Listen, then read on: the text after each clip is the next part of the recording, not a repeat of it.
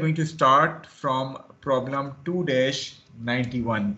Okay, in this problem 2-91 आपके पास एक light pole है जिस पे पॉइंट ए के ऊपर दो फोर्सेस एक्ट कर रही हैं. One is a force FB having a magnitude of 900 pounds, 900 newtons, and second one is the force FC which is having a magnitude of 600 newton.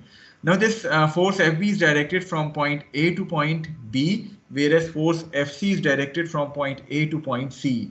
आपसे कहा जा रहा है कि you need to determine the magnitude and coordinate direction angles of the resultant force FR acting at point A. So इन दोनों forces को हमने replace करना है एक resultant force FR के साथ. Now in order to replace or in order to find out that resultant force, first of all we need to write these forces in terms of their Cartesian notation. So in order to write these forces in terms of Cartesian notation, उसके दो तरीके हैं. या तो आपको alpha beta gamma known है इन forces के, या फिर आप ये force into unit vector along that line वाला मेथड जो है वो इस्तेमाल कर लेंगे. क्योंकि यहाँ अल्फा बीटा गैमा नोन नहीं है, तो that's why we are not going to use that particular method. However हमारे पास इन फोर्सेस की लाइन ऑफ एक्शन नोन है, तो हम यूनिट वेक्टर फाइंड आउट करके इन फोर्सेस के मैग्नीट्यूड को इस यूनिट वेक्टर से मल्टीप्लाई करके कार्टेशियन वेक्टर नोटेशन जो है वो बना सकते हैं. लेकिन इन फोर्सेस को कार्टेशियन नोटेशन बनाने के लिए जो यूनिट वेक्टर की हमें ज़रूरत है, उसके लिए हमें पोजीशन वेक्टर की ज़रूरत पड़ेगी. और पोजीशन वेक्टर के लिए ज़रूरी है कि हमें इन पॉइंट्स के कोऑर्डिनेट्स नोन हो. तो सबसे पहले हम स्टार्ट कर लेते हैं from point A. In order to reach point A from the origin O, we should travel along the z-axis in this particular fashion. ऐसे ही है? Yes, sir. So what are going to be the coordinates of point A? So Z में सिर्फ 6 move करना है. तो सिर्फ Z में 6 move करना है. So x y कोऑर्डिनेट 0 हो गए और Z कोऑर्डिनेट हमारे पास 6 आ जाएगा, जो कि यहाँ हमारे पास गिवन है. So 0, 0 and 6 are going to be the coordinates of point A. Okay, now coming to point C. In order to reach point C from the origin, we are going to move this much of amount along the negative x-axis and this much of amount along the positive along the negative y-axis. So accordingly, what should be the coordinates of point C? -3 and -6 and 0. So -3, -6 and 0 are going to be the coordinates of point C. Okay, now in order to judge the coordinates of point B के coordinates judge करने के लिए, although सबसे पहले तो ये बताएं point B किस plane में lie करता है? XY plane में सर. XY plane, और to be precise x और -y axis के बीच में ये lie करता है.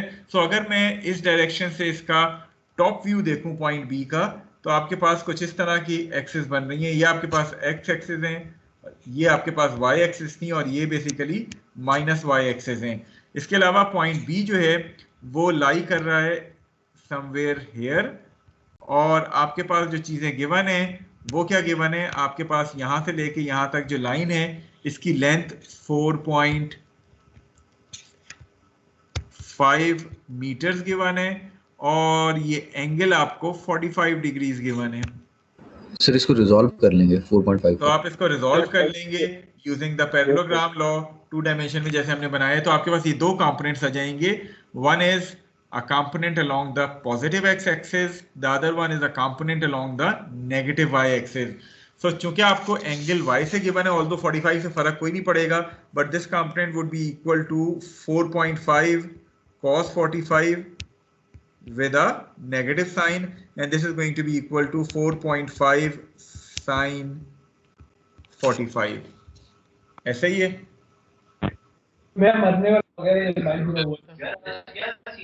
काइंडली अपने माइक, अगर आप जवाब देना चाहते हैं तो माइक अनम्यूट कर लें, अदरवाइज माइक को म्यूट रखें. ठीक है. So the coordinates of point B are going to be 4.5 sin 45, -4.5 cos 45, 0. So once you put the values of cos and sin, आपके पास accordingly point B के जो coordinates आएंगे, those coordinates are going to be 3.18 -3.18 and 0. समझ गए ये? Yes sir. तो आपके पास point A के भी कोऑर्डिनेट्स आ गए, पॉइंट बी के भी कोऑर्डिनेट्स आ गए और आपके पास पॉइंट सी के भी कोऑर्डिनेट्स आ गए। Now you are going to move forward. आपने अब करना क्या है कि आप इन कोऑर्डिनेट्स को यूज करते हुए पोजीशन वेक्टर्स लिखेंगे, उन पोजीशन वेक्टर्स को यूज करते हुए आप यूनिट वेक्टर डिटरमिन करेंगे एंड देन फाइनली आप इन फोर्सेस को कार्टेशियन वेक्टर नोटेशन में जो है वो लिख सकते हैं। सो मूविंग फॉरवर्ड आपके पास जो position vector R A B आएगा, what should be that vector? That should be equal to b के कोऑर्डिनेट्स में से हम a के कोऑर्डिनेट्स माइनस करेंगे। So 3.18 i minus 3.18 j minus 6 k, ये आपके पास r a b आ जाएगा। Similarly, once you are writing r a c, आपके पास r a c accordingly c के कोऑर्डिनेट्स में से हम a के कोऑर्डिनेट्स माइनस कर देंगे। So it is going to be minus 3i minus 6j minus 6k। तो ये आपके पास आर ए बी और आर ए सी आ जाएंगे। अकॉर्डिंगली उसके बाद फिर आप U A B which is the unit vector directed along A B and U A C which is the unit vector directed along A C, वो determine कर लेंगे by dividing these vectors by their magnitude. और उसके बाद next step क्या है कि आपने एफ बी को कार्टेशियन वेक्टर नोटेशन में लिखना है। So F B would become 900 times UAB. Similarly, FC would become 600 times UAC. So moving to the solution, जिस तरह अभी हमने बात की थी, आपने RAB लिख लिया, आपने RAC लिख लिया, then आपने unit vectors determine कर लिए by dividing these vectors by their magnitude. Unit vectors find out करने के बाद आपने FB को Cartesian notation में लिखा। This is going to be the Cartesian vector notation of force B. This is the Cartesian vector notation of force C. You need to find out the resultant of these two forces. So FR would be equal to summation Fxi plus summation Fyj plus summation Fzk. So आपने x components को sum किया, आपके पास resultant का x component आ गया। आपने y components को sum किया, आपके पास resultant का y component आ गया। आपने z components को sum करके resultant का z component निकाल लिया। So this is going to be FR in terms of Cartesian notation, इसका magnitude और इसके अल्फा, बीटा और गैमा आप फाइंड कर लेंगे। क्लियर है? या कोई चीज़ आप पूछना चाहते हैं प्रॉब्लम 2-91 के हवाले से?